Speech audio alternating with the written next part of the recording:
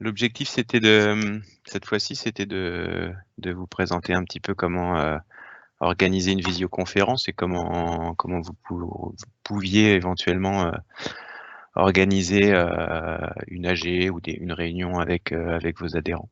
Donc, ça sera l'objectif. Alors, il y aura une petite partie redite de ce que j'ai pu déjà présenter, mais ça sera très rapide, histoire de juste montrer un peu les deux façons de faire. Parce que suivant la taille du club, il peut y avoir deux façons de faire. Donc voilà. Donc j'avais déjà fait tous les outils FF Handball, j'ai fait MyCoach la dernière fois, et après il pourrait y avoir d'autres sujets éventuellement, et en fonction des besoins de chacun. Bon, on va commencer par organiser une visio. J'ai mis une liste d'outils qui existent sur le marché, on va dire. Alors c'est pas exhaustif, hein, mais juste pour expliquer un petit peu. Donc Zoom, qui est pas mal de monde connaissent, avec une limitation dans le sens où dès qu'on est plus de 2, on est limité à 40 minutes en version gratuite, hein. Après on peut toujours payer, là je parle juste en version gratuite sur tous ces outils. Discord, mais qui nécessite forcément la création d'un compte pour tous ceux qui veulent l'utiliser, et donc tous ceux qui souhaitent aussi rejoindre un meeting. WhatsApp, sauf que c'est limité à 4. Messenger, c'est via le compte Facebook, donc il faut un compte Facebook. Il y a également jitsi.org qui est pas mal, qui est en version web sur un PC, il faut une application sur un téléphone. C'est fait par 2 universitaires et en fait, on crée super simplement une réunion. Alors on peut pas, en termes de fonctionnalité, on peut pas partager juste des slides par exemple, ou juste une application, ce genre de choses. On peut partager que tout son écran ou pas du tout. Mais bon, c'est pas mal. Il n'y a pas de limitation en nombre. A priori, on peut aller jusqu'à 200 sans problème, par exemple. Mais en général, au-delà de 35, j'ai vu pas mal d'articles qui disent il peut y avoir des petits problèmes de performance. Bon, après, de toute façon, il y a la connexion réseau aussi qui pourrait poser souci pour faire transiter tout ça. Mais voilà. Mais sinon, c'est pas mal si vous voulez découvrir. Il y a Skype qui est comme le Teams qu'on utilise pour le grand public. Donc, on peut inviter. La limitation, on va dire, par rapport à des outils de ce type-là, comme Zoom, c'est qu'on ne voit que 4 personnes, 4 flux vidéo, en fait, à la fois. Donc, c'est les 4 derniers qui ont parlé qu'on voit à l'écran, mais ça n'empêche pas que plusieurs personnes peuvent se connecter sans problème. On n'est pas obligé d'avoir un compte pour pouvoir être invité à un meeting, donc c'est pas mal. Et donc Teams, qui est l'outil que je vais vous présenter là plus en détail, avec une fonctionnalité que j'ai pas présentée la dernière fois. Donc qui est un outil plus normalement orienté sur les pros, enfin les professionnels, les entreprises pros, et qu'on peut utiliser en tant que club via la Fédé. Donc je vais plutôt faire cette partie-là. Donc une visio dans Teams, il y a 2 façons de faire. Donc pour rappel, quand on lance Teams, c'est via le calendrier qu'on va créer une réunion. Donc les 2 façons de faire, c'est une réunion de type réunion de travail ou d'échange, exactement comme on est en train de faire là, où tout le monde peut parler, partager son écran, tout le monde peut activer sa caméra également pour se montrer. Tout le monde peut écrire sur le chat, et donc tout le monde peut y répondre aussi sans problème. Voilà, c'est vraiment tout le monde interagit directement les uns avec les autres. Alors ça a ses inconvénients et ses avantages, hein, mais voilà. La seule particularité, c'est dès qu'on est plus de 20 personnes, on peut pas avoir toutes les caméras qui vont s'afficher, quoi. Et quand on écrit dans le fil de discussion, a priori, il y a que les 100 premiers qui se sont connectés à la réunion qui pourront écrire. C'est limité en termes d'échange écrit après, en fonction du nombre. En revanche, on peut se connecter jusqu'à 250 de façon normalement garantie, ce qui n'empêche pas de pouvoir se connecter au-delà, mais c'est pas garanti que ça fonctionne à tous les coups. Voilà, c'est normalement jusqu'à 250, il n'y a aucun souci. Et l'autre façon de faire, c'est notamment quand on est plus de 250, on peut faire ce qu'on appelle un événement en direct. C'est ce que je présenterai beaucoup plus en détail là pendant cette session. Donc avec en gros un événement direct, il y a un organisateur de l'événement, il peut y avoir plusieurs présentateurs Et après, il y a plein d'invités qui peuvent se connecter à cet événement. Et dans la limite de 10 000 personnes. Et bon, je pense qu'on en sera loin pour les clubs. Donc voilà. Et donc il n'y a qu'un seul organisateur et que les présentateurs qui peuvent parler, activer leur caméra et présenter des choses. Voilà. Et juste la particularité aussi, c'est vrai que par rapport à la réunion qu'on est en train de faire, il y a un décalage de 10 à 20 secondes dans ce qu'on est en train de présenter. C'est vraiment un mode, je présente quelque chose comme dans un amphi ou une vidéo que je publie, et donc il y a 20 secondes de décalage entre ce que je vais dire et ce que les gens vont recevoir. Pour le garder à l'esprit, j'en parlerai un peu plus tard pourquoi. Donc les deux se font de la même manière dans Teams. Je vais aller assez vite là parce qu'en plus, normalement, tous ceux qui sont présents l'ont déjà vu. Je vois qu'il y a Bruno qui nous a rejoint en plus. Voilà, donc ça se fait dans le calendrier Teams. C'est juste en cliquant sur la petite flèche à côté de nouvelles réunions qu'on peut choisir soit planifier juste une réunion comme on est en train de faire ou un événement direct. C'est ça la différence. Donc, je vais passer rapidement sur les slides qui sont pour la réunion.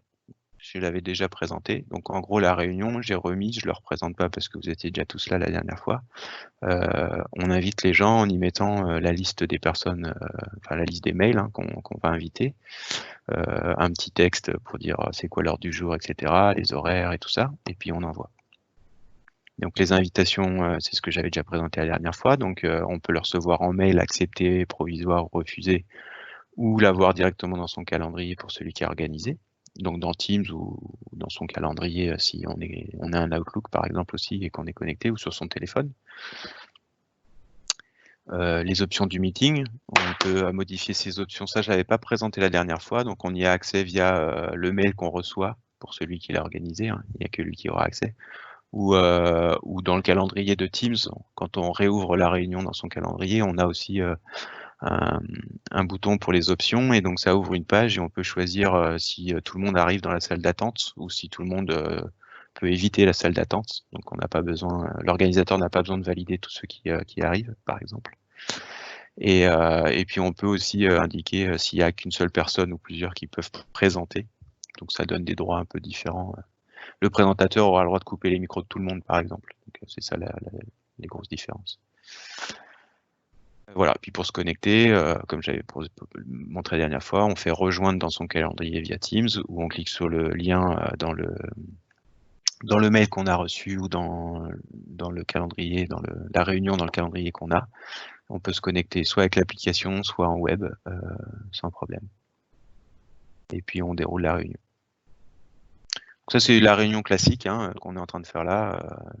Voilà. Après, bon, je remets les différentes options qu'on a qui peuvent être intéressantes. Donc partager son écran, activer ou désactiver son micro, activer ou désactiver sa caméra. Une option qui commence à être un peu disponible pour tout le monde, c'est lever la main. Donc ça permet d'avoir pour celui qui présente notamment une petite alerte et puis un petit logo, une petite main qui est levée à côté du nom de la personne. Et par exemple, quelqu'un qui voudrait prendre la parole pour lui donner la parole. Voilà, on peut discuter et puis on peut avoir la liste des participants. Et puis avoir plein d'autres trucs après dans le bouton, les 3 petits points pour activer les vidéos entrantes ou pas pour alléger un peu le réseau, enregistrer, prendre des notes dans la réunion. Ça, c'est le truc classique que j'avais déjà présenté la dernière fois. Ça, je l'aborde aussi, je ne l'ai pas présenté la dernière fois pour partager son écran.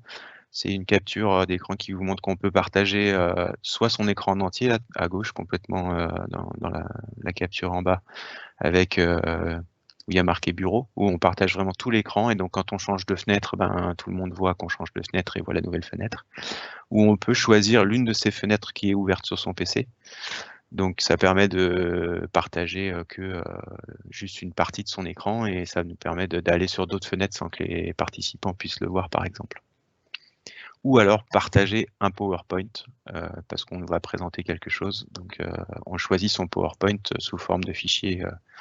Voilà. Ou alors on peut aussi partager un tableau blanc qui permet pour tout le monde ou à juste une personne de noter des choses dessus, faire des petits dessins, des choses comme ça. Voilà.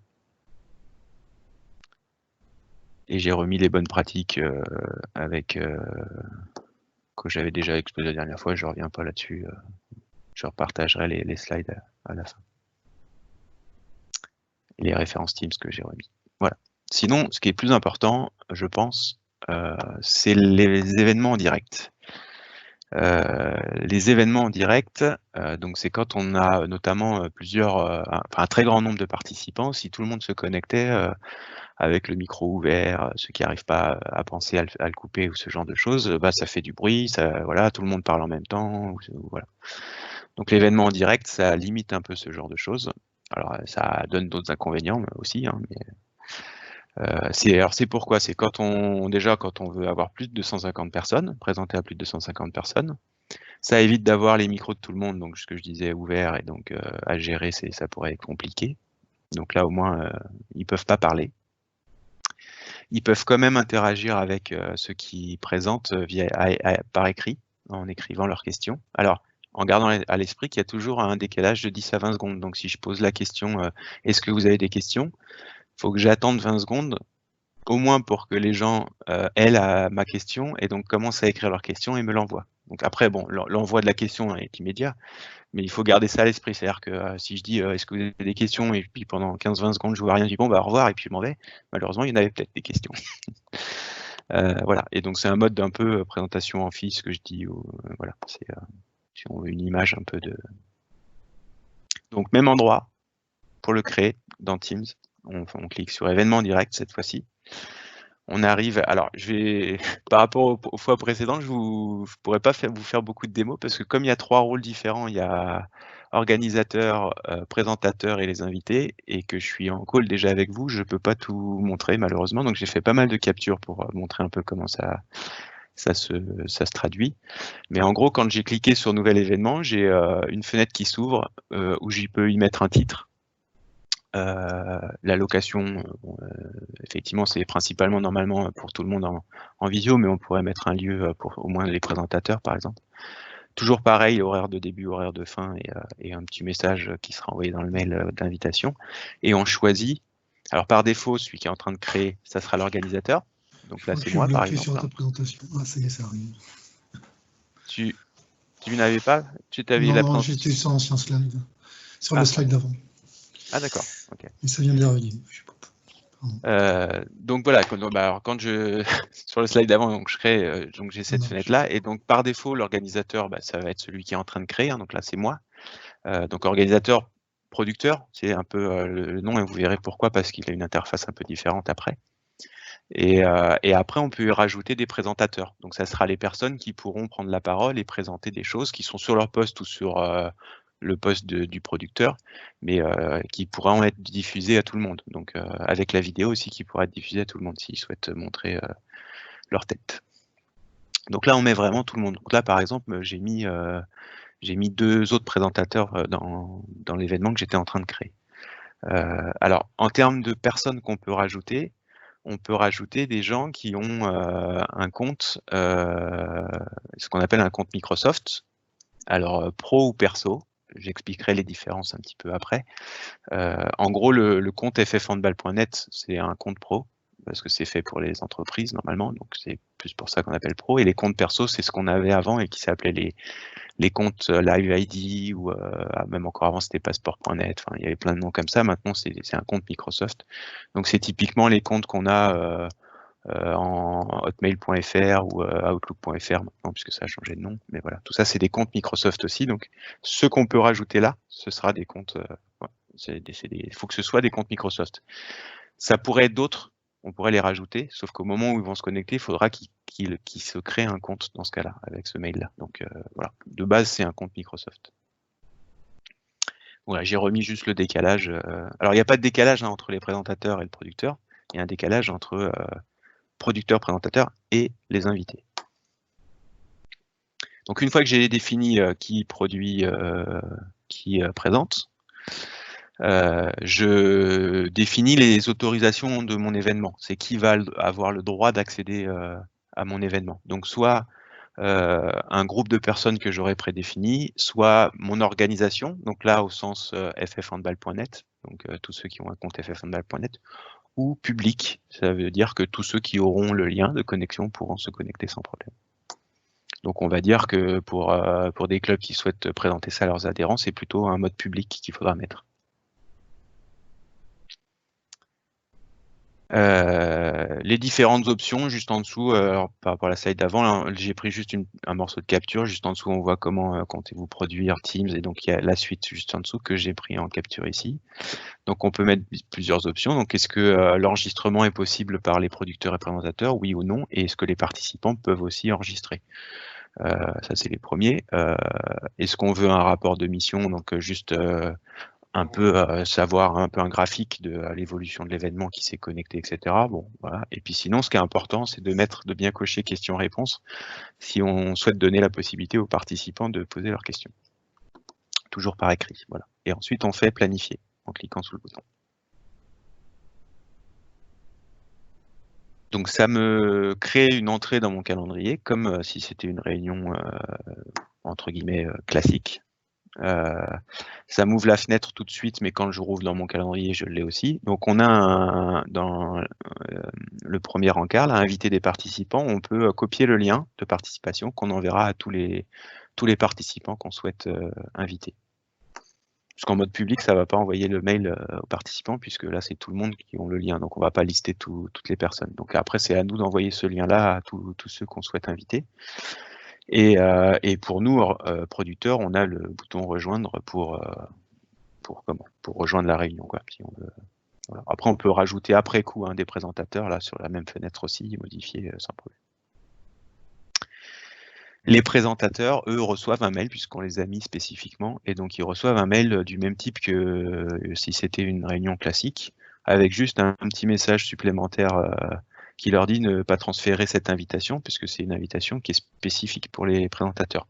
S'ils font l'erreur, c'est pas grave, parce que de toute façon, il faudra s'identifier pour se connecter, donc quelqu'un d'autre ne pourra pas se mettre à leur place, mais voilà, dans le principe, c'est pas ce lien-là qu'on transfère.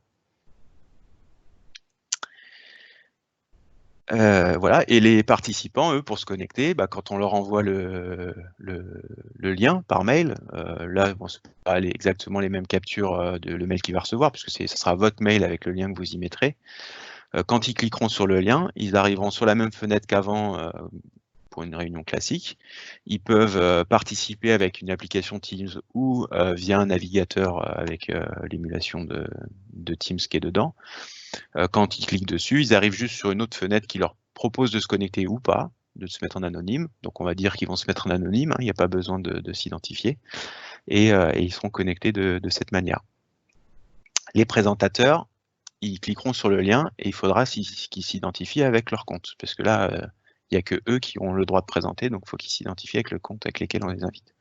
Donc soit un compte ffhandball.net, donc ça sera pour le compte du club, soit avec un compte Microsoft Pro ou perso, toujours pareil, c'est le compte qu'on a invité. Si on a invité par erreur une personne avec un compte qui n'est pas un compte Microsoft, il faudra qu'il se crée un compte Microsoft avec cette adresse-là. Donc ça lui proposera de le créer parce qu'il dira connexion, donc là il faudra cliquer sur connexion. On essaiera de se connecter avec l'adresse mail, il dira je ne connais pas cette adresse, voulez-vous créer un compte avec celui-ci? Voilà. Donc, voilà. Et si il existe déjà, il n'y a pas de souci, on peut se connecter avec sans problème. Les participants, quand ils se connectent, ils ont cette interface-là. Donc, ils regardent l'événement en direct n'a pas commencé. Là, c'est la partie qui sera présentée et qu'ils vont recevoir. Et ils ont une petite partie à droite qui leur permet de poser leurs questions. Donc, je pose mes questions en cliquant sur le bouton « Poser mes questions ». Juste sur la partie encadrée en rouge, on voit en vedette mes questions.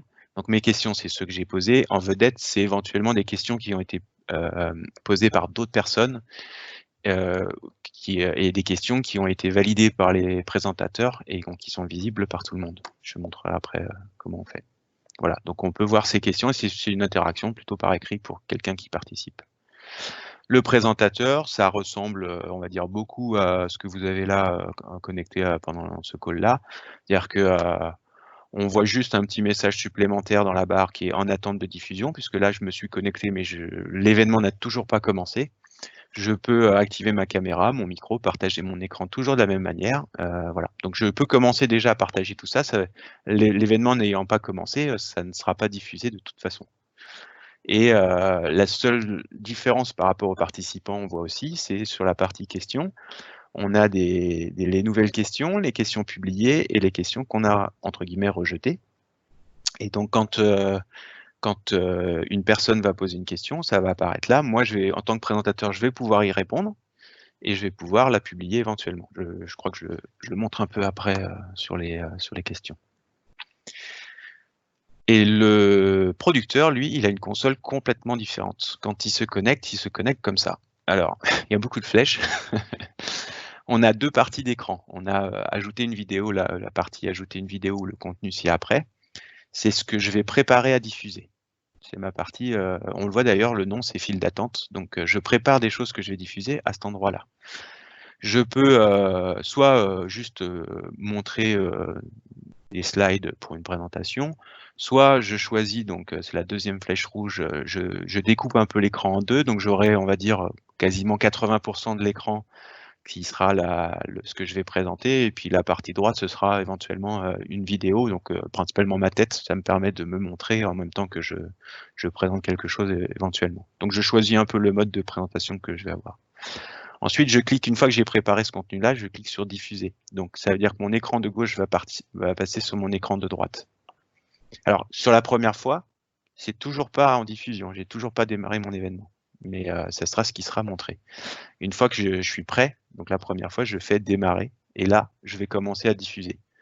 Donc il y a toujours le décalage de 10 à 20 secondes, hein. Donc moi, quand je vais faire démarrer, les participants auront la première image 10 à 20 secondes après. Et une fois que j'ai fait ça, je peux repréparer une présentation suivante sur la partie gauche sans changer ce que je suis en train de diffuser.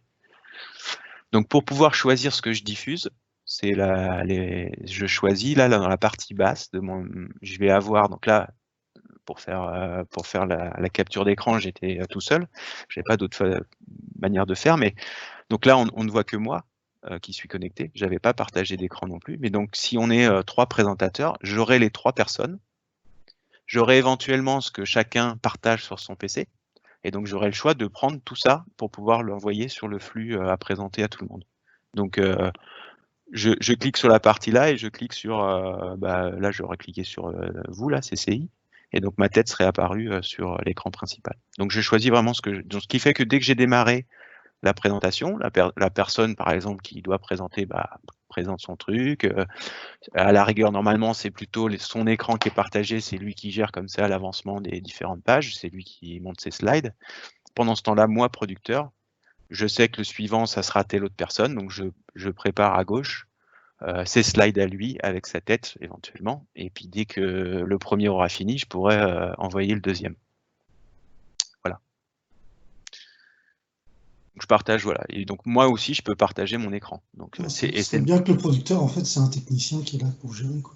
Alors il est là pour gérer effectivement, mais il peut aussi, c'est là justement, lui aussi peut partager son écran et lui aussi peut finalement produire. À la rigueur, imaginons que je suis le seul à présenter, moi j'aurai cette console-là et j'aurai pas d'autres présentateurs avec moi. Et donc je ferai technicien, mais je ferai aussi présentateur. Ouais, c'est compliqué de tout mais faire. Après ça peut être compliqué, effectivement. S'il y a 5-6 intervenants, le producteur, c'est bien qu'il reste juste producteur et qu'il n'intervient pas parce qu'il va falloir qu'il gère tout sinon. Donc, voilà, et donc je partage toujours pareil, hein, je partage soit une fenêtre, soit mon écran complet. Là, je partage pas un PowerPoint par exemple, mais je partage ma fenêtre. Alors c'est une fenêtre PowerPoint éventuellement, mais j'ai pas le choix comme le partage précédent que j'ai montré où on pouvait choisir un fichier PowerPoint. Voilà, donc ce que je montrais là, c'est un peu ce que j'ai expliqué. Donc je suis en train de préparer ma diffusion. Donc là, par exemple, j'avais partagé mon écran. Donc ça veut dire que j'ai sur ma capture de gauche, j'ai moi ou mon contenu. Et donc là, comme j'ai choisi de présenter que mon contenu, je choisis ma fenêtre que je partage. Donc ma fenêtre que je partage vient à gauche. J'appuie sur diffuser en direct et donc la fenêtre passe à droite. Et tant que j'ai pas cliqué sur démarrer, c'est toujours pas démarré. Donc ensuite, je démarre. Et donc, la première fois que j'appuie sur démarre, il me demande confirmation, il m'explique qu'il y a bien 10 à 20 secondes de décalage pour les participants, et je continue. Et donc là, ça veut dire que les participants ont l'événement qui se lance, et donc ils peuvent suivre ce que je suis en train de présenter. L'autre partie, donc ça sera plus l'interaction avec eux cette fois-ci. Donc là, j'ai diffusé, j'interagis avec eux. Donc là, je suis présentateur ou producteur. J'ai exactement la même fenêtre pour les questions-réponses. Donc on peut répondre aux questions qui sont envoyées. Par défaut, ça sera toujours une réponse privée parce que la question est privée. Donc s'il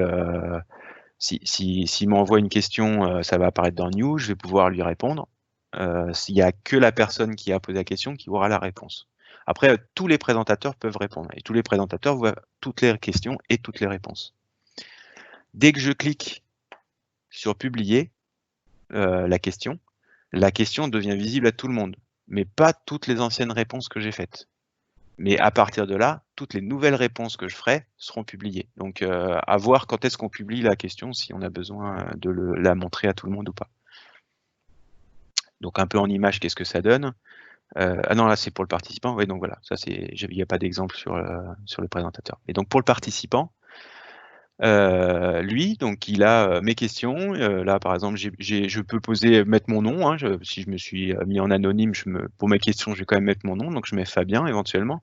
Et j'écris ma question qui est derrière et je peux faire envoyer. Et même si j'ai mis mon nom, je peux en envoyer certaines anonymes, certaines pas anonymes. Je clique sur la fenêtre, la petite croix, pardon, pour envoyer la question. Et donc, ce qui va apparaître, ça sera dans mes questions. Je pose ma question ici, voilà. Et on voit d'ailleurs que c'est toujours marqué privé. Donc là, je l'ai envoyé, ce qui fait que le producteur ou le présentateur, donc il reçoit la question et il y répond. Elle s'affiche toujours en privé. Donc il a reçu donc dans New, il répond, il a envoyé, il fait publier, pardon. Et donc elle est sur le troisième capture d'écran, c'est ce que voit la personne qui a posé la question. Et donc il voit qu'un modérateur lui a répondu, je réponds à la question.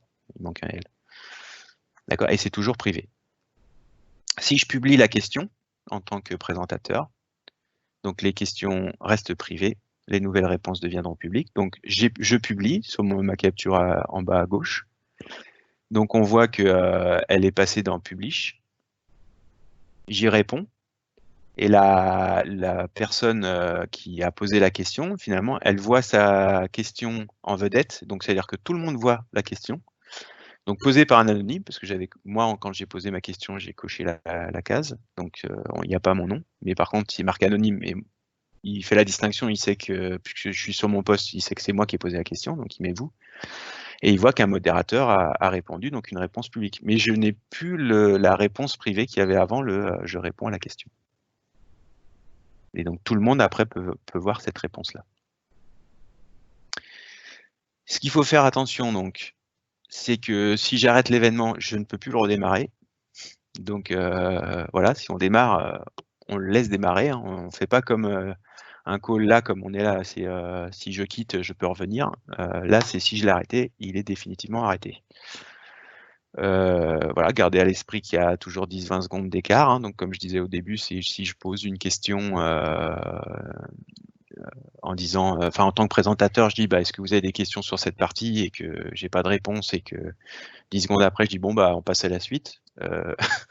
A priori, pas longtemps après, je peux avoir des questions qui vont arriver sur le chat parce qu'il y aura eu 10 à 20 secondes d'écart. Voilà. Oui, bonjour Fabien. Ouais. Là, tu parles de l'événement a été arrêté, donc arrêté sous quelle forme? Une coupure de... Non, pas du tout. C'est si je remonte en arrière, voilà, tac. Une fois que j'ai démarré mon événement, là, en tant que producteur, je vais démarrer mon événement, donc je suis en train de diffuser. Et à la fin, ou par erreur, si je clique sur arrêter l'événement, ça va arrêter la diffusion. D'accord? Donc les participants n'auront plus de diffusion. Et je ne pourrai pas redémarrer. Ah d'accord, ok. Voilà. Donc il faut. C'est dans ce sens-là en fait. Contrairement à la présentation là qu'on est en train de faire, que je suis en train de vous faire, si par erreur je coupe parce que j'ai une coupure. De mon PC, que je quitte, je veux raccrocher et puis me reconnecter plus tard ou autre, je pourrais toujours, là, dans l'événement direct, le producteur, s'il arrête, il arrête définitivement. Voilà. S'il arrête lui, hein, en cliquant sous... Après, t'es pas à l'abri qu'effectivement, ton PC explose, l'événement s'arrête. Mais là, On va dire que le problème technique, on va pas trop le traiter comme ça. D'accord. On peut se couvrir. Donc, il faut 2 producteurs, c'est ça que tu veux dire? Non, tu ne peux en avoir qu'un de producteur. Ouais. D'accord, ok. Il faut que le producteur soit sûr de son matériel. Bon, c'est bon, j'ai le nom du producteur déjà, merci. Mon PC plante de temps en temps. Hein. Si tu pensais à moi. Tout à fait. Donc là, j'ai juste voulu remettre un petit bémol sur ce que j'ai dit avant par rapport à qui peut être présentateur. Je vous ai dit, un présentateur peut l'être que si c'est un compte Microsoft, donc pro ou personnel.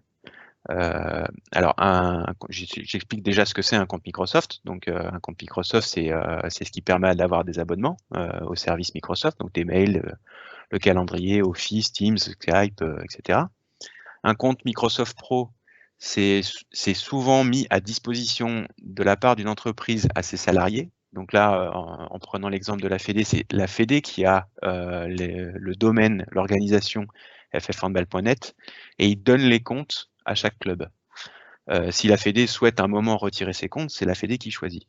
Un compte Microsoft perso, c'est moi, à titre personnel, je me crée un compte. Donc, il y en a beaucoup qui ont déjà des comptes en hotmail.fr, outlook.fr. C'est des comptes Microsoft. Donc, mais c'est des comptes perso. C'est-à-dire que personne d'autre, hormis celui qui l'a créé, ou celui qui a le mot de passe, on va dire, ne pourra le supprimer, le changer ou quoi que ce soit. C'est ça la différence. Il faut alors un compte. Alors comment expliquer ça?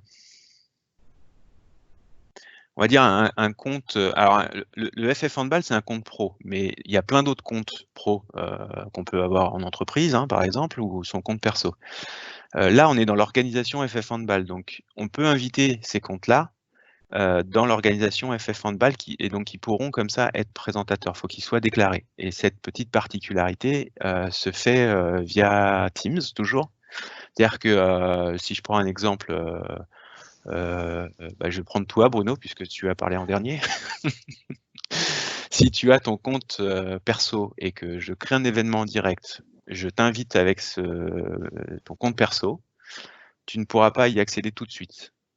Parce que tu n'as pas encore été déclaré en tant qu'invité dans l'organisation FF Handball. Tu as été invité à un événement, soit, mais tu n'es pas encore invité. Et donc, pour créer un invité, le seul moyen que j'ai trouvé, c'est qu'en fait, dans Teams, on a une notion d'équipe. Et en fait, dans ces équipes, on peut y inviter plein de monde avec des comptes. Et ça déclare, en fait, ces personnes-là en tant qu'invités dans l'organisation FF Handball. Et donc, à partir de ce moment-là, l'organisation FF Handball reconnaît ce compte-là et donc t'autorise à te connecter à un événement en tant que présentateur, t'autorise à te connecter à plein d'autres choses. Donc c'est la particularité. Donc si vous organisez, tout ça pour en résumé, si vous souhaitez organiser un événement club pour présenter et que vous voulez inviter d'autres personnes à présenter avec vous, il faudra créer une équipe Teams en y mettant toutes ces personnes avec leur compte, enfin leur mail, hein, leur compte c'est un mail, et donc ça permettra de les déclarer. Il faut que ce soit des comptes Microsoft, mais ça permettra de les déclarer et donc vous pourrez créer l'événement, les inviter et ils pourront surtout se connecter. C'est ça qui est important. Est-ce que sur cette partie j'étais relativement clair ou pas? Oui, si j'ai tout bien compris, c'est bien pour les présentateurs, là, hein, c'est pas pour le public, là. Exactement. Le public, lui, c'est parfait. sera anonyme. Lui, il est anonyme, mais dans l'idéal, c'est quand même minimum qu'il puisse il peut mettre son prénom, comme on l'a. Son prénom, comme les slides d'avant, là. Oui. Quand j'ai posé la question, voilà. Là, par exemple, j'ai mis mon nom, là, Fabien. Tout à fait. Donc, si j'avais pas coché la case dans ma question, on n'aurait pas vu anonyme, on aurait vu Fabien. Est-ce qu'on peut, entre guillemets, obliger les gens de s'identifier? Parce qu'après, sur les votes, ça peut être plus facile. Alors, c'est la limite pour les clubs, effectivement, c'est que malheureusement, non. Hormis si tous les adhérents avaient un compte Microsoft perso, qui peuvent se créer, là oui, mais c'est pas le cas. Aujourd'hui, ils n'ont pas tous un compte et tu vas pas les obliger à créer un compte. Enfin, je pense pas. Le seul moyen que tu aurais, c'est qu'ils aient tous un compte Microsoft. C'est que tu crées une équipe en les rajoutant tous, comme ça les invite, ils sont vraiment invités, et ton événement, tu le crées au début, j'avais montré, tac, tu ne le crées Ouais, pas en fermé, public, en et public. tu le crées en contact groupe, et donc tu rajoutes ce groupe-là.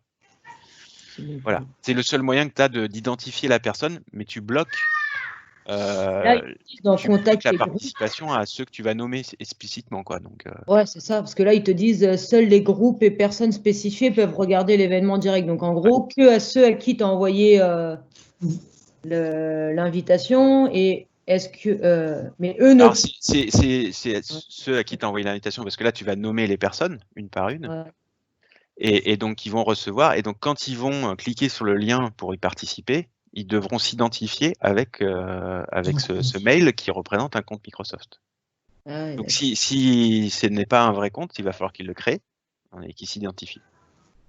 Ouais, ils ont déjà du mal à créer un C'est mail pour ça pour eux. c'est pour ça que pour les clubs, d'un point de vue être sûr de bien savoir que la personne en face, c'est bien la personne qu'elle Ouais. prétend être, c'est pas possible comme ça.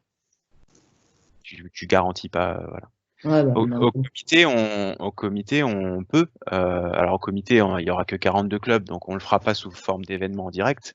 On le fera sous forme de réunion, mais on forcera effectivement les clubs à s'identifier avec leur compte adresse, club pour ouais. pouvoir voter. Pas pour participer à la réunion, mais au moins pour la partie vote, ils s'identifieront avec ça. Mais là, non, pour les clubs, ça sera pas possible. Était là, tac. Donc voilà. Alors je mets des liens sur, on va dire comment prendre en main les événements en direct, etc. Hein. Donc c'est des petites docs si vous voulez vous y reporter et lire un petit peu. Et voilà. Et les outils pour voter. Alors moi là, la présentation là que je faisais, c'est pour les clubs qui souhaitent éventuellement au moins présenter des choses à leurs adhérents pour l'année prochaine, par exemple sur Ouais. comment ce sera, qui entraînera, les créneaux, est-ce que c'est les mêmes, pas les mêmes, ce sera quoi les niveaux de jeu de chaque équipe, des trucs, en gros préparer la saison prochaine, mais pas forcément voter. Après, il y en a peut-être qui vont souhaiter faire des votes. Malheureusement, vous pourrez pas garantir que la personne en face, c'est bien cette personne-là, sauf à passer par des outils souvent payants. Il y a plein de sociétés qui le font. Et donc j'ai listé là, ça a été partagé par le comité olympique, où c'est des outils qui ont été testés par plusieurs fédérations, des outils de vote. Alors il y a pas mal de choses, hein. Il y en a où c'est juste des outils aussi type les petites appettes là qu'on utilise en présentiel au comité. Mais ils font aussi des solutions en ligne, donc qui permettent de voter en ligne. Après, ça va sous-entendre de créer l'identité de chacun sur ces outils-là. Hein. Et puis je pense que je suis parcouru rapidement, j'ai pas vu les prix, mais je pense il doit pas y en avoir des gratuits. Hein. Donc, mais voilà, il n'y a pas de raison. Hein, mais Moi, j'ai fait une formation là ce matin et il faisait un exercice pareil. On se connectait et il faisait dérouler le questionnaire et chacun répondait et il voyait le nombre de réponses arriver à fur et à mesure. ouais, je pourrais vous montrer ça. Ça se fait dans Teams aussi éventuellement, parce qu'on peut faire des sondages. Donc, mais tu garantis pas l'identité de la personne en fait. Ouais, la personne, si elle a 3 PC, elle peut voter 3 fois quoi aussi. En plus. Donc là, je pense que ces trucs-là faits par des sociétés qui sont pas gratuites, c'est quelque chose qui garantit et tu dois pouvoir bloquer le fait qu'une personne ne vote qu'une fois aussi. Quoi. Donc, voilà, s'il y en a qui veulent utiliser, j'ai mis cette liste-là, elle est certainement pas exhaustive, mais c'est des trucs qui ont été testés par plusieurs fédés a priori. Donc voilà, je sais pas ce que ça vaut non plus, mais j'ai trouvé intéressant de partager au moins cette liste-là. Et dans Teams, effectivement, il y a la possibilité, quand on est en réunion, de faire, c'est les deux petits boutons en bas de la partie discussion qui permettent de faire des sondages ou des enquêtes. Donc là, je peux créer en temps réel, là par exemple dans notre call, je pourrais créer un sondage en disant est-ce que ça vous a plu, et vous l'aurez aussi dans la partie discussion, la question, vous cliquez, et en temps réel, moi je vois la réponse s'afficher, voilà. 10% qui ont dit ça m'intéresse et 90% ont dit c'est vraiment n'importe quoi. Voilà, donc c'est aussi un moyen de faire éventuellement. Je crois que Bruno, c'est ça que tu as dû utiliser avec la Ligue dans la semaine ou la semaine dernière, là, ce dont tu m'as parlé. Oui, tout à fait. C'est ce qu'ils ont utilisé, parce que nous, on ne le voyait pas, bien sûr. Ça, à la rigueur, on peut l'utiliser, hein, mais comme tu ne garantis pas qui est présent et connecté à ton call, eh ben, tu sais pas qui répond. En revanche, tu garantis au moins qu'il ne réponde qu'une fois. Ouais.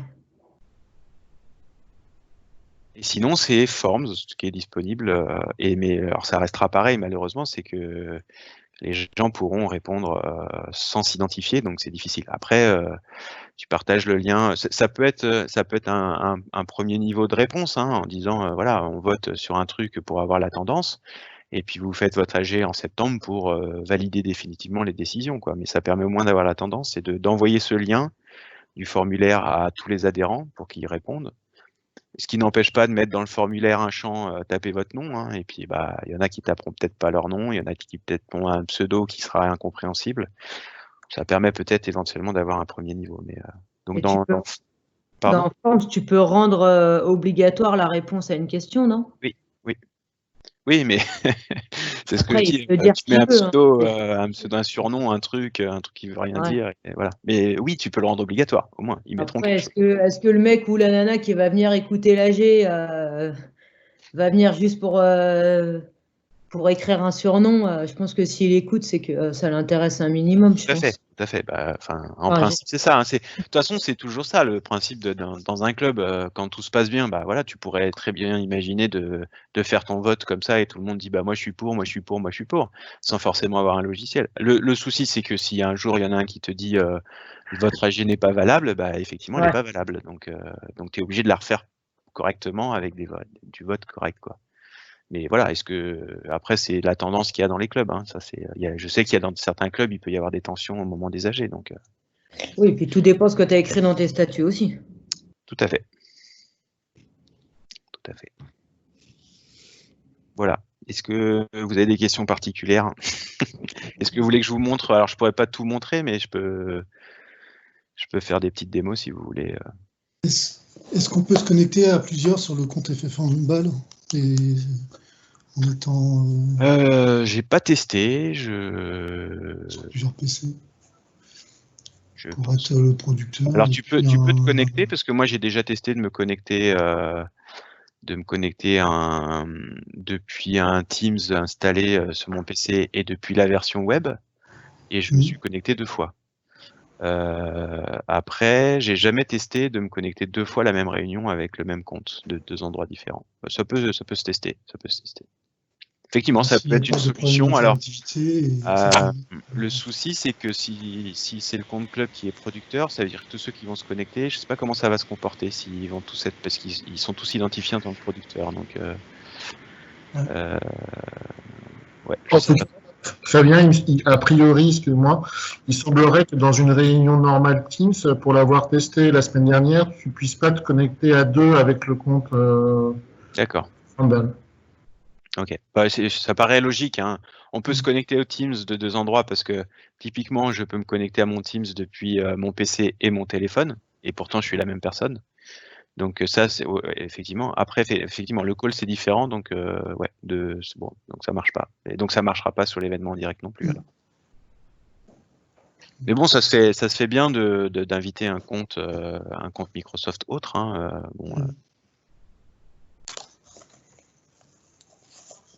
rapidement, je vais vous partager mon écran. Donc je me mets là, alors je vais afficher juste la semaine complète, voilà, Friday, Saturday, hop, je me mets samedi matin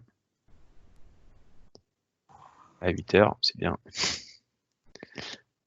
Pardon. Et je mets 9h. Ouais, non, alors, ouais, pour l'événement, voilà. Alors je suis en anglais, désolé, mais c'est live event. Voilà, donc ça ouvre la fenêtre, je tape mon titre, hein, Assemblée Générale. Bienvenue, rejoignez-nous. Donc là, c'est mon compte, hein, je suis producteur par défaut. Je peux mettre présentateur aussi, mais il faudra que je mette un producteur au moins, hein, donc à un moment. Et j'invite Qui c'est que je vais inviter? Ouais, je vais inviter, j'ai déjà utilisé mon compte perso, présentateur. Et donc je dis c'est public.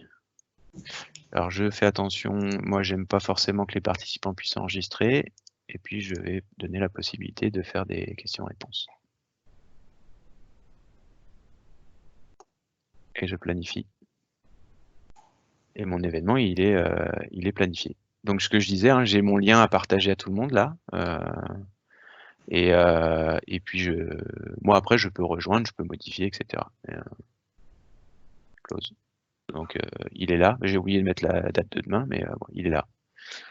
Et donc si je vais voir j'espère qu'il va arriver assez vite mes mails.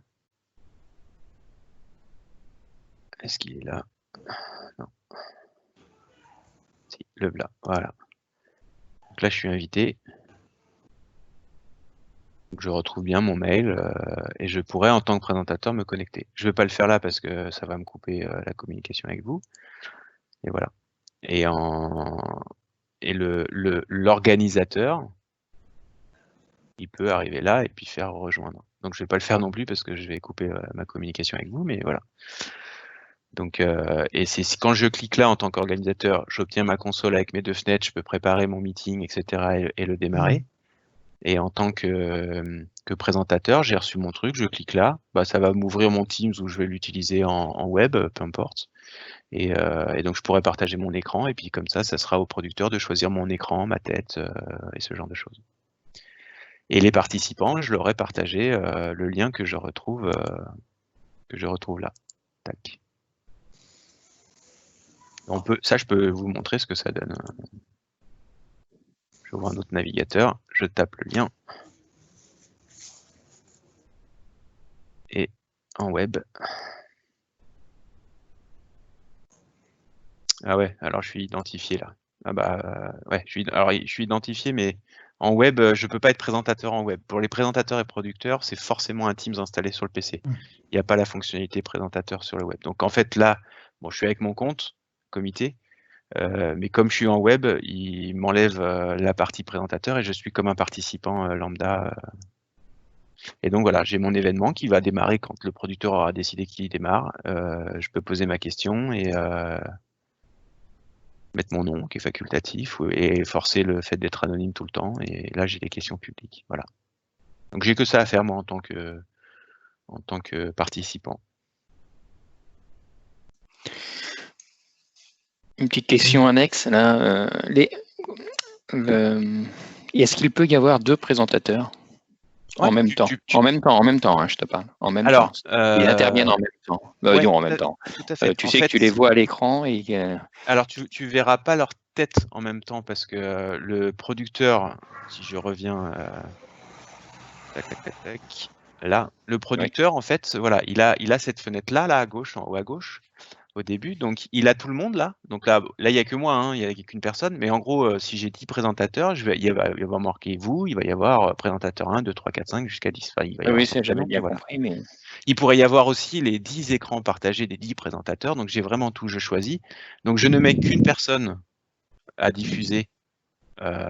Donc là, j'ai pas mis de personne, mais sinon ça coupe l'écran à 80-20 quoi, on va dire, et puis je pourrais y mettre la tête de la personne, mais je mets qu'une seule personne parce que je vais choisir qu'une seule personne dessous pour pouvoir mettre la vidéo. En revanche, tous les micros qui sont ouverts, tout le monde les entendra. C'est aussi pour ça que je vais avoir tous les présentateurs et que moi en tant que producteur, si tout le monde a oublié de couper son micro, je pourrais désactiver leur micro pour pas que ça pollue la conversation, et il y en aura qu'un qui pourra activer, et s'il y en a un qui souhaite intervenir, il active son micro, il parle, et même si ils sont pas visibles à l'écran, parce que moi en tant que producteur, c'est un flux vidéo que je mets à l'écran. Donc le son, en revanche, c'est le son de tous les présentateurs qui va être qui sera entendu par les participants. D'accord, ok. Voilà. Donc on peut imaginer, si ta question c'est par rapport à ça, c'est que je diffuse moi les slides de présentation d'une assemblée générale en tant que producteur, donc je ne mets que les slides et que j'ai tous mes présentateurs, donc le président, le responsable sportif, 3 entraîneurs et le secrétaire, ils sont connectés en tant que présentateurs, ils peuvent tous parler en même temps. Ok, bah, ça c'est parfait. Ouais, ok. Et à chaque fois que tu glisses quelque chose dans la fenêtre à gauche, il faut cliquer oui. sur le bouton pour que ça passe à droite. Ah, tout à fait. En fait, la partie droite, c'est ce que les gens voient, les participants voient. La partie gauche, c'est un truc que je prépare éventuellement pour changer ce que je vais diffuser. Si je change le présentateur, il ne faut pas que j'oublie de cliquer sur le bouton pour que les gens le voient. Alors, si tu veux montrer le présentateur, oui. Mais même si tu le fais pas, tout le monde sera entendu de toute façon. Oui, il sera entendu. Mais... C'est vraiment ce que je prépare moi là en tant que producteur, c'est le flux vidéo, pas audio. Donc effectivement, en revanche, j'y mettrai peut-être la même présentation parce que je passe par exemple, on a fait le bilan moral, c'est le président, donc j'avais mis le slide sur les présidents, donc c'est toujours le même slide parce que tout est dans le même PowerPoint, mais je vais y mettre la tête du président. Et je diffuse, donc là il fait son bilan moral, et pendant ce temps-là, sur ma partie gauche, je vais repréparer les mêmes slides, puisque ça sera la suite, mais je vais y mettre la tête du trésorier parce qu'il va faire son bilan financier. Et dès que le président a fini, je clique sur diffuser en direct, et donc ma préparation, tout le monde va la voir, et puis je pourrai préparer la suivante. Et le trésorier pourra faire son bilan financier, par exemple. Mais effectivement, il faut que je clique sur diffuser en direct pour que les gens voient. Et tu réponds aux questions en même temps. Ouais, alors moi je réponds aux questions, mais les présentateurs aussi peuvent répondre. Ah, il n'y a pas que le product, d'accord. Non, c'est producteur et présentateurs. Et alors si je prends l'exemple des formations qui sont faites par la fédération, tout ce qu'ils ont présenté là, ils appellent ça formation 365. En fait, t'en as un qui présente, je crois que en général c'est Sylvain Costi qui est le DSI, qui présente, je pense que c'est lui qui est le producteur, et il a des personnes, donc une personne en général qui fait la démo, lui c'est un présentateur, et il y a, je pense, 2-3 autres personnes derrière qui sont là que pour répondre aux questions, et qui prennent pas forcément la parole. Donc voilà, il faut s'organiser un peu chacun son rôle éventuellement, et puis voilà. Mais ça, l'événement en direct, c'est si vraiment on a vraiment beaucoup de monde, qu'on veut éviter les parasites, tout le parasite du son, de tout le monde, etc. On peut faire ce genre de choses. Donc ça limite la communication avec les participants puisque ce sera que par écrit, mais ça permet quand même de présenter. Après, on va dire dans un club, même à 200 personnes, on peut faire une réunion classique, tout le monde aura sa vidéo et son micro. Voilà, ça sera peut-être plus compliqué à gérer d'un point de vue son, mais c'est aussi une solution. Donc,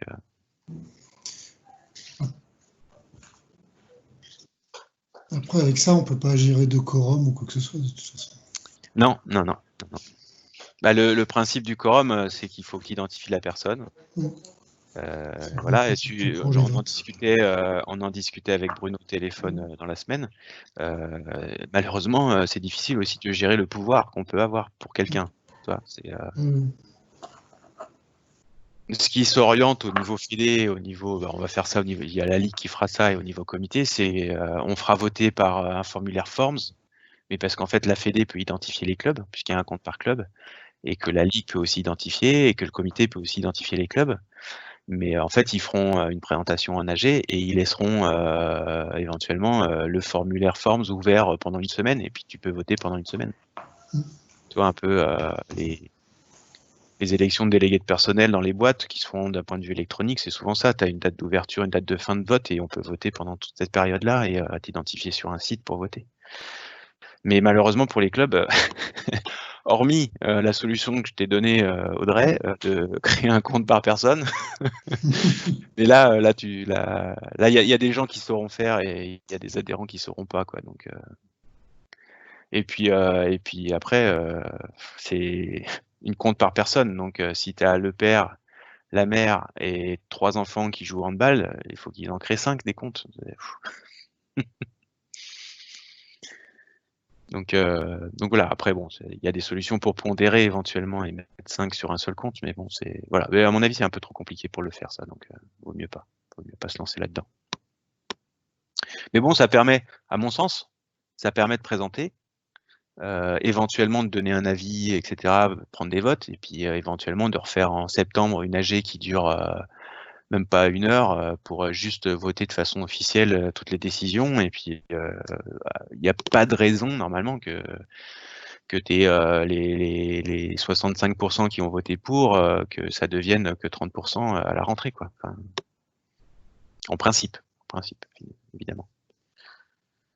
Donc ouais, voilà, ceux qui veulent faire du vote ou demander un avis dans la visio, ils peuvent, mais ça sera pas quelque chose d'officiel, donc on s'expose éventuellement à quelqu'un qui dit non mais elle est pas valide votre AG, quoi. Mais... J'ai pris en cours de route, c'était intéressant. Bah, tu pourras regarder la vidéo si tu veux, mais ouais, je regarde. À la rigueur, c'est pas à moi qu'il faut poser la question, c'est à ceux qui ont participé. Est-ce que c'était intéressant?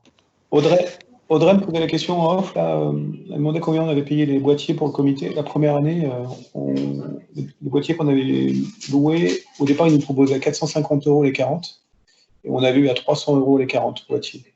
Mais les 2 dernières années, on les a eu gratos, et les trucs là, les petites zapettes. Mais c'est parce que c'est fourni par la Ligue, non? Il n'y a pas un truc comme ça? Ouais, les 2 dernières années, c'est la Ligue. La première année, en fait, je crois que la Ligue n'avait pas.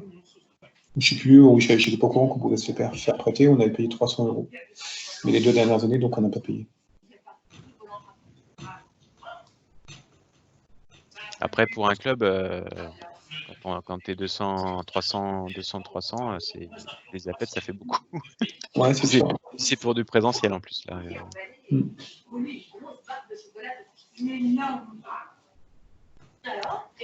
Bon, mais vous n'avez pas dit que si c'était intéressant, Bruno? Si, moi, moi ça m'intéresse. D'autant que, moi, en tout cas, j'ai déjà le nom du producteur, moi, donc c'est bon. Donc, je plains certains clubs, par contre. Donc, mais non, nous, je pense qu'on va se diriger vers ça. Bon, après, c'est une décision collective. Mais si le film-là durera beaucoup moins longtemps que les 2 précédents. Donc tout le monde pourra être intéressé à participer. Et si on décide de repousser l'AG pour nous en septembre, on pourra se réunir ou pas? On ne sait pas. Bah, on ne peut pas savoir encore, mais... Ça, c'est loin d'être gagné, mais bon, au moins la présentation... À un moment donné, ça vaut le coup de se dire on repousse en espérant pouvoir la faire plus tard. En ce moment, moi je peux dire un truc, ce qui est sûr, c'est que rien n'est sûr. Voilà. Ouais. Non, après, la question qui se pose, c'est que tu peux très bien dire de reporter ton AG, hein, parce qu'à la rigueur, c'est d'un point de vue même loi, il y a les ordonnances qui sont passées qui t'autorisent à voter ça qu'en septembre. Et puis si on ne peut pas se réunir en septembre, je pense qu'il y aura d'autres ordonnances qui reculeront à nouveau la date. Mais après, c'est plus... c'est bien de tenir les adhérents informés. Alors tu peux le faire par mail, mais tu peux aussi faire un truc interactif comme ça.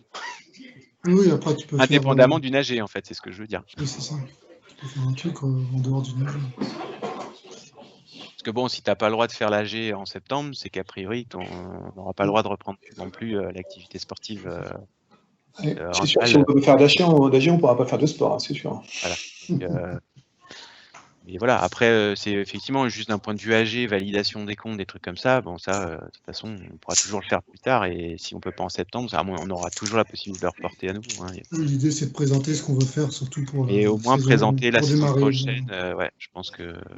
Et puis, vous pouvez le faire comme ça. Les gens peuvent se connecter et vous enregistrez la session. Et après, vous publiez la vidéo pour ceux qui n'ont pas pu se connecter. Et ça leur permet d'avoir des infos. Hein.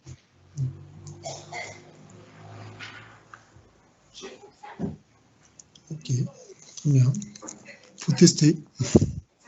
Soit un petit groupe déjà avant. C'est vrai que tu peux faire un événement direct sur un petit groupe pour tester. Tu le fais ça avec le BD ou le CA du club. Et, Oui, ça, je pense qu'on fera un essai la semaine d'avant, si ça ne te dérange pas, Fabien. Pourquoi tu me demandes à moi? Non, mais au sein du club, tu ton producteur. Oui, voilà, j'ai le nom du producteur. Mais donc, je voudrais voir les présentateurs et puis moi, je ferai le public, tu vois. Tu te débrouilles pour faire producteur dans tous les clubs. Justement, Fabien, pour minimiser les potentiels couacs, est-ce que c'est possible d'enregistrer certaines présentations sous forme de vidéo et avec les présentations de documents et que le producteur les lance en fait au fur et à mesure?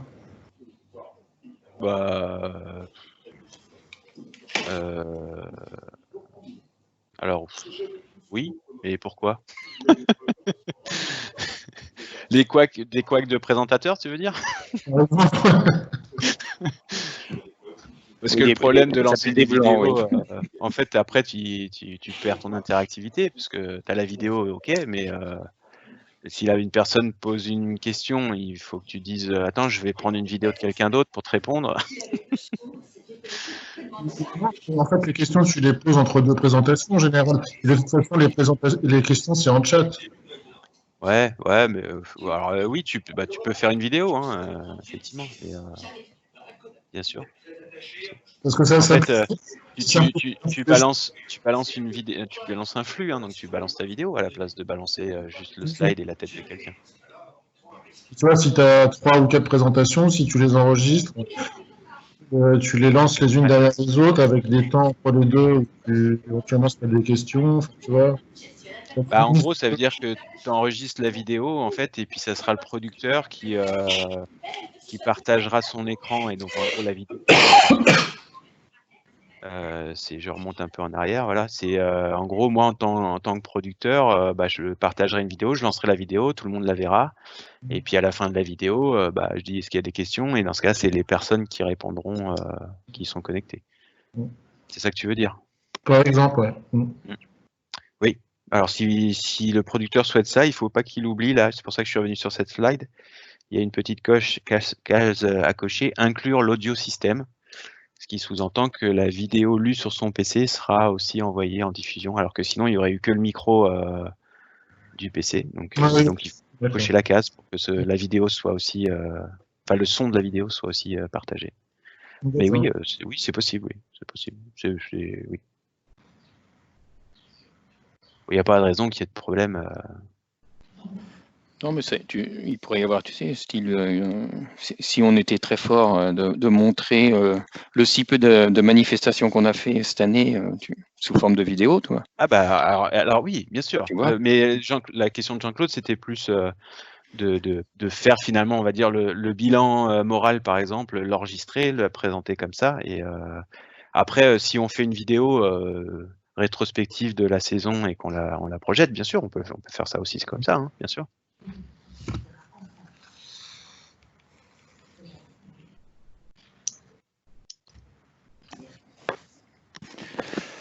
D'autres questions? Non, c'est bon. Non, bon, ça me va. Alors moi, j'ai une dernière question pour une prochaine session. Est-ce qu'il y a des sujets qui vous intéressent?